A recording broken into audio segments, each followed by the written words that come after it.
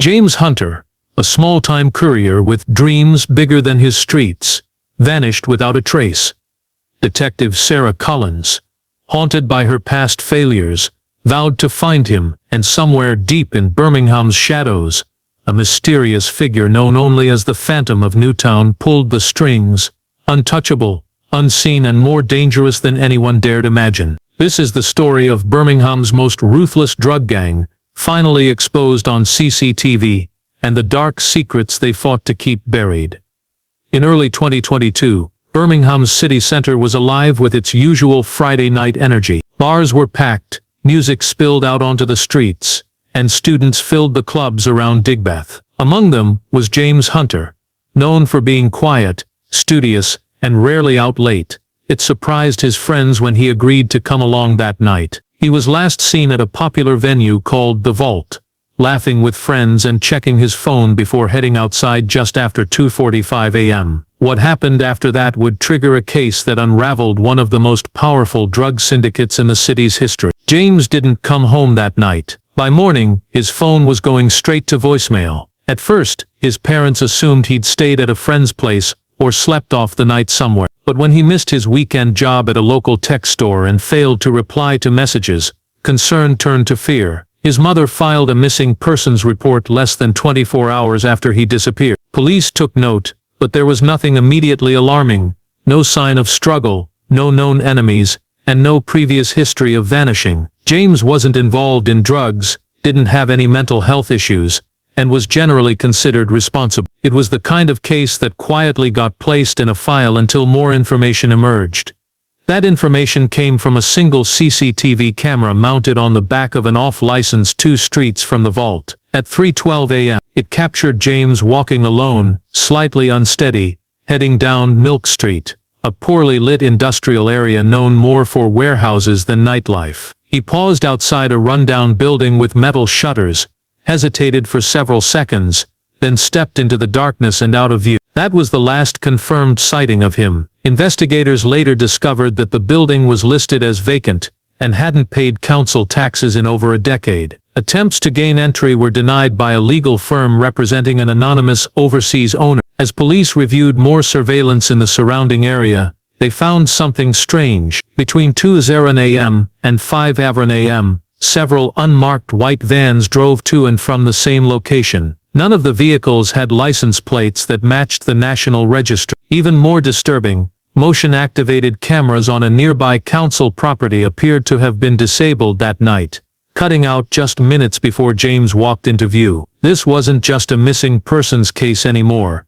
Something more organized and far more dangerous was unfolding. Within days, whispers began to circulate in the background, among community officers, in anonymous calls to tip lines, in cryptic posts on forums frequented by local crime watchers. They all hinted at the same name, the Black Dagger Syndicate, a name that sent shivers through anyone who truly knew Birmingham's criminal underworld. For most it was just an urban legend. For others, it was a silent force controlling entire streets. James Hunter had unknowingly walked into the shadows of a world that very few returned from. After James Hunter's disappearance, the area around Milk Street became the focus of a quiet but intense investigation. The warehouse he was last seen entering looked abandoned from the outside, shuttered windows, rusted signage, and graffiti covering the door. But as detectives watched from a discreet distance, it became clear the building was anything but lifeless. Over several nights, figures were seen entering through a side door that appeared welded shut during the day. Some wore motorcycle helmets.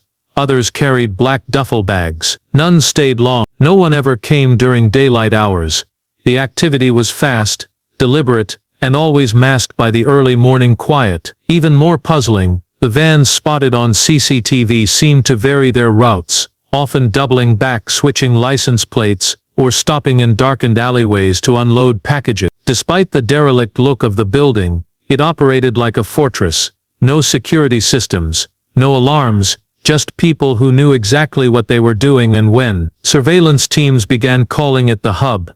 To the average passerby, there was nothing unusual. Milk Street had long been a forgotten stretch of industrial decay. The businesses that once operated there, printing presses, metalworks and packaging companies, had all shut down years ago. What remained were hollow shells of buildings, many left to rot or quietly sold off to foreign shell corporations. It was the perfect cover for anyone who wanted to disappear in plain sight. Locals who lived nearby noticed little. A few mentioned hearing engines late at night or seeing the same black SUV parked nearby several times a week, but no one reported anything officially. Some were too afraid, others simply didn't want to get involved. In these parts of the city, silence was often the safest option. One elderly resident said she once saw a man standing motionless on the warehouse roof, just before sunrise, watching the road in total stillness. When she looked again, he was gone. Police tried gaining access through legal means, but every attempt was stalled. The building was listed under a company based in the Cayman Islands, with no direct contact or UK office. Warrants were denied on grounds of insufficient evidence. With no clear link to a crime, it became a game of observation and patience. Officers rotated in and out, capturing footage, noting patterns, and trying to figure out who was running the operation, and how it all tied to a missing student. It soon became evident that the warehouse wasn't operating alone. Across the city, similar patterns emerged. Other locations, seemingly normal shops, garages and even a nail salon, had the same erratic nighttime activity. These places weren't connected on paper, but the surveillance teams started mapping the routes of the vans. They all fed back to Milk Street. It was the core, the nerve center. What looked like a single building was, in reality, the beating heart of something much larger.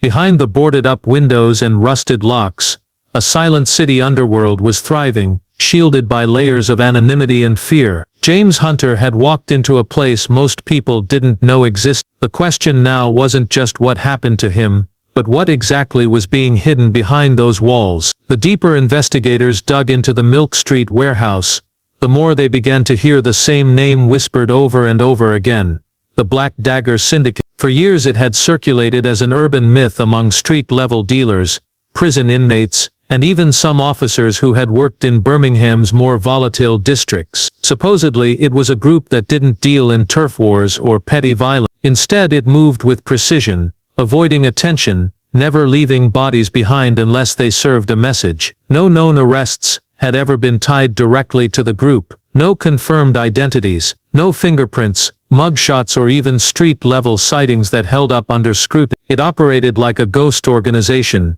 dangerous, disciplined, and entirely invisible to the public. Detectives began reviewing hundreds of unsolved cases, disappearances, unexplained overdoses, burned-out vehicles found in canals and remote construction sites. Many of these had been dismissed as gang activity or accidental deaths, but subtle similarities started to surface. In several cases, phones and wallets were missing, but watches and cash were untouched. Others involved victims found with a small, almost imperceptible dagger symbol etched somewhere on their body or belongings. It wasn't until a retired detective shared a box of old case files that the pattern became undeniable. The Black Dagger wasn't a rumor, it was a structure, and it had been operating in Birmingham for years, just under the surface. What made the group so effective was their silence. They didn't broadcast their crimes or spray graffiti tags on walls like other gangs. They avoided flashy cars and noisy conflict. Instead, they infiltrated businesses,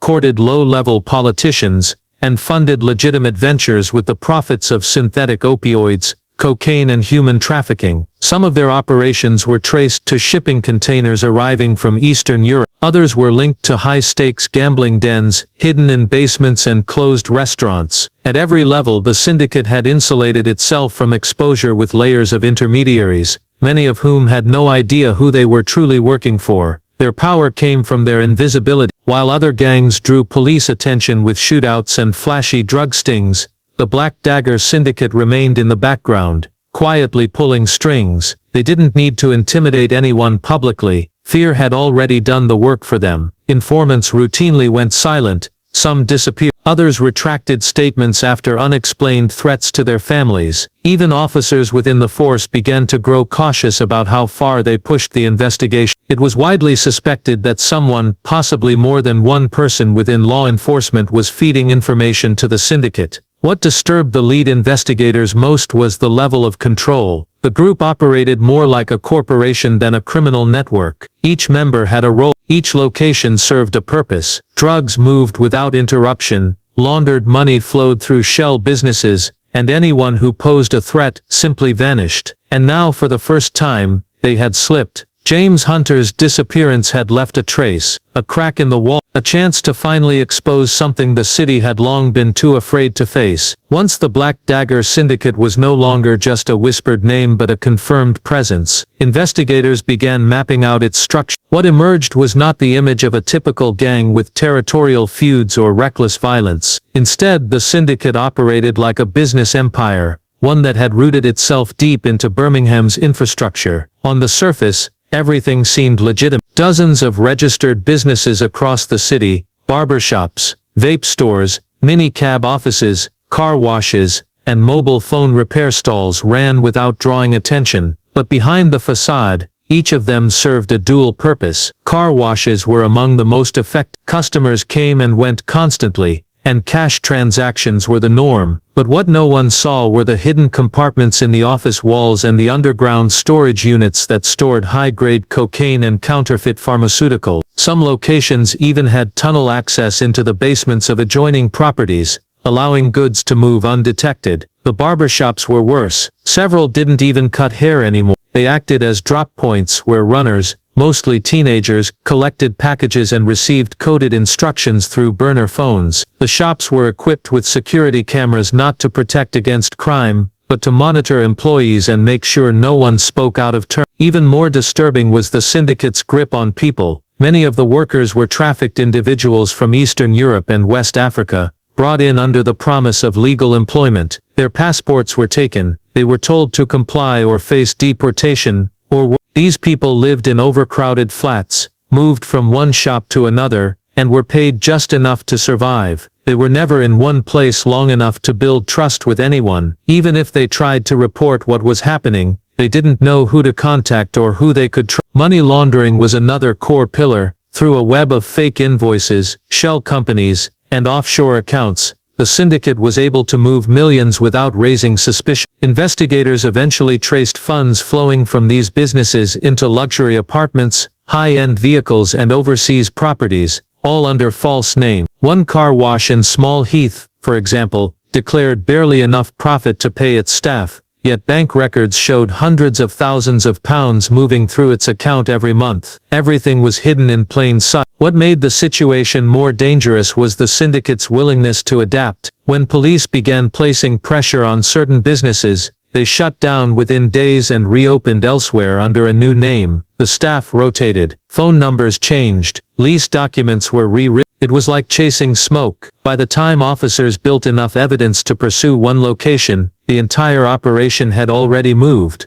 This wasn't just a criminal network, it was an ecosystem. Every part of it was designed to protect the next, with layers of deniability shielding those at the top. The drugs were just one part of it. The real product the Black Dagger Syndicate trafficked in was control. Control of people, of information, and of fear. And it was that fear that kept most people from ever asking what was really happening behind the everyday shopfronts of Birmingham. As investigators traced the edges of the Black Dagger Syndicate, one figure began to stand out. He wasn't flashy, he wasn't loud, but he was always there, present in surveillance footage taken from different parts of the city. In one video, he was seen walking out of a vape shop minutes before a delivery van arrived. In another, he appeared inside a warehouse on the outskirts of the city, standing silently as crates were unloaded. What stood out most was how carefully he avoided detection. He never looked at the cameras, never stayed too long in one place, and always wore black gloves, even indoors. Despite dozens of hours of footage,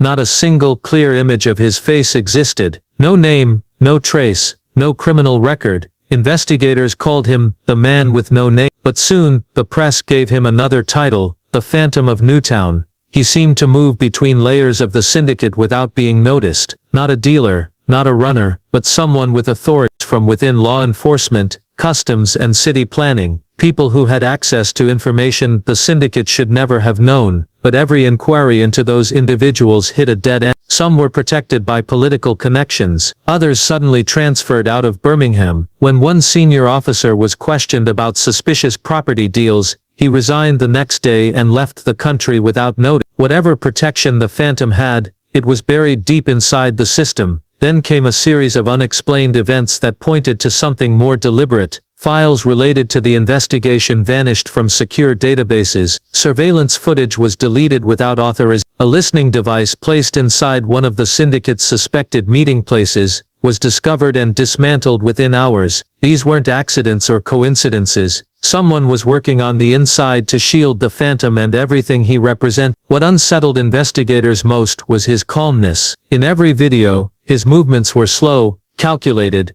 and deliberate. He never ran, never panicked. At times, he seemed almost aware of where the blind spots were. In one clip, he walked straight past an undercover vehicle without glancing at it, as if he knew exactly who was inside. Rumors began to circulate that he had once worked in intelligence, or had military training, but no one could confirm it. Despite all efforts, his real name remained unknown. Facial recognition software failed. No fingerprints were ever recovered. He didn't exist on paper, and yet he seemed to control key parts of the network, acting as the Syndicate's ghostly guardian. Wherever he went, silence followed. And in a city that was beginning to wake up to the scale of its hidden underworld, he remained the most chilling reminder that some enemies can't be fought head-on. They vanish before you even know they were there. Months into the investigation, frustration within the task force was at an all-time high. Raids led nowhere, informants refused to speak, and the Phantom of Newtown continued to appear and disappear without leaving a trace. Just as the case risked going cold,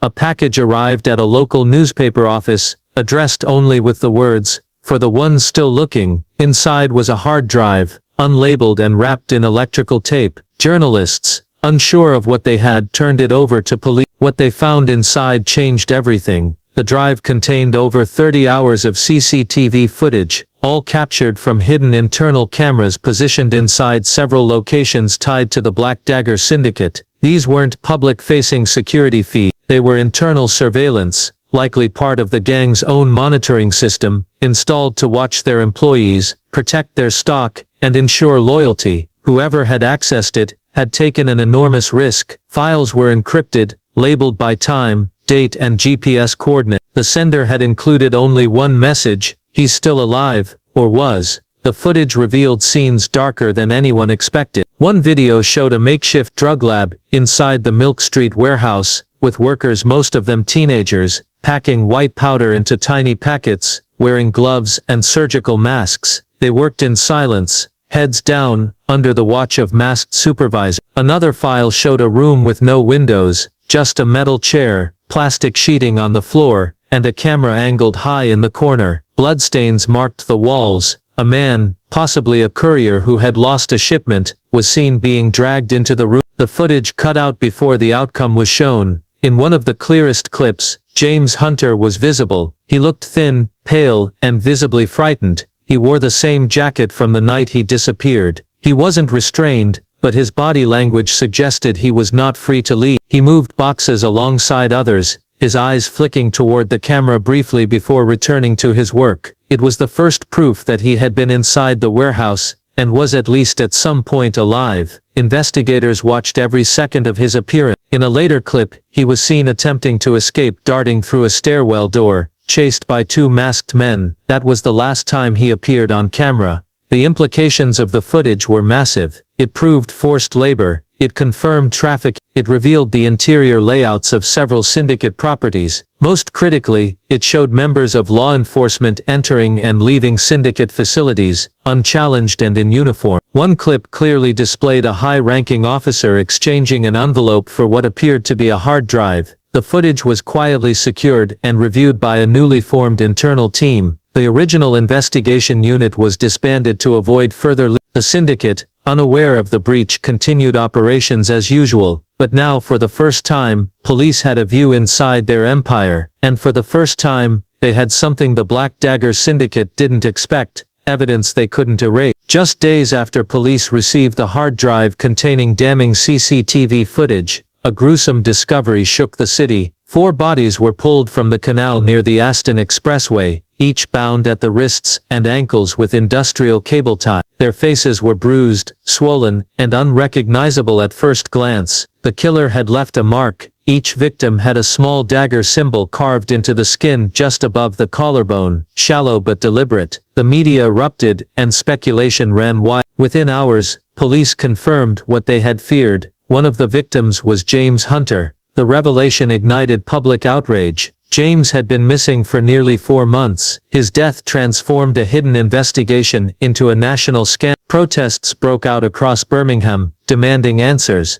News crews set up outside the warehouse at Milk Street, while social media exploded with theories, accusations and panic. The footage leaked to a journalist confirmed what many feared. James hadn't simply gone missing, he had been forced into labor, held against his will, and ultimately killed. The timing of the body's discovery was no coincidence. Someone within the Black Dagger Syndicate had realized the footage was never meant to leave their system. In their world, loose ends were eliminated quickly, and without emotion. James had become a risk, and so had the others. One was identified as a former courier who had previously tried to leave the operation. Another had been missing from Manchester for over a year. The fourth remained unidentified, but a Black Dagger symbol had also been carved into the lining of his jacket, a calling card, a warning. With public pressure mounting, the Home Office stepped in. A new task force, codenamed Operation Shadow Web, was created and led by senior investigators, brought in from outside the West Midlands. Their objective was clear: dismantle the syndicate, identify the leadership, and expose anyone inside law enforcement aiding the operation. For the first time, resources were unlimited. Surveillance was expanded, digital forensics teams worked around the clock, and dozens of locations across the city were placed under covert watch. But the syndicate was always one step ahead. Several warehouses were emptied overnight. Entire businesses vanished, storefronts closed, employees disappeared. Vehicles used in surveillance were identified and deliberately damaged. Anonymous threats were sent to journalists, officers, and even the coroner handling James's body. It was a message: they were still watching, and they were not afraid. Meanwhile, internal investigators uncovered more troubling signs. Access logs showed that police database records had been altered, addresses of key witnesses had been edited, and in one case, an unmarked evidence locker tied to the case had been wiped clean. The reach of the syndicate extended further than anyone had realized. It was no longer just about drug trafficking, it was about control of information, of institutions, of fear.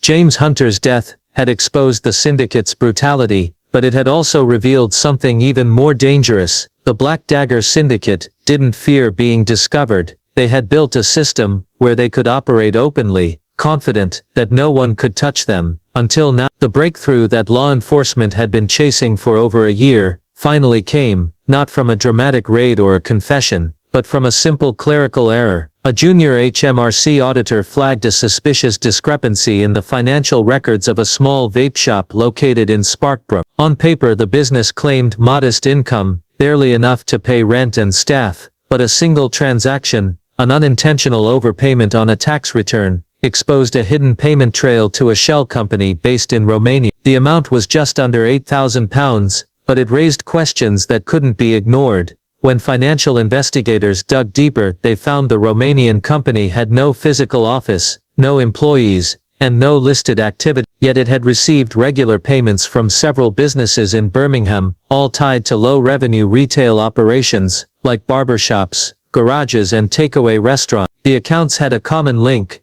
they all funneled through a specific banking firm, known to work with high-risk international clients. Suspicion quickly turned into confirmation when the name of the account holder behind the Romanian company was traced to a luxury apartment complex in Edgebast. A warrant was issued, and the apartment was raided within 48 hours. Inside, officers found more than they had expected. The flat was sparsely furnished, with no personal items, and minimal signs of anyone actually living there. But in the bedroom, beneath a false floor panel, they discovered 4 suitcases filled with evidence, hundreds of passports, dozens of prepaid burner phones, ledgers with encrypted notes, and a laptop that would become the most important digital asset in the entire investigation. The laptop's hard drive contained a spreadsheet titled Hives. Each line corresponded to a business location, followed by coded notes, payment schedules, and what appeared to be initials of individuals involved. Analysts spent days decrypting the information. What emerged was a detailed map of the Black Dagger Syndicate's operations. It listed drop points, transport routes, safe houses,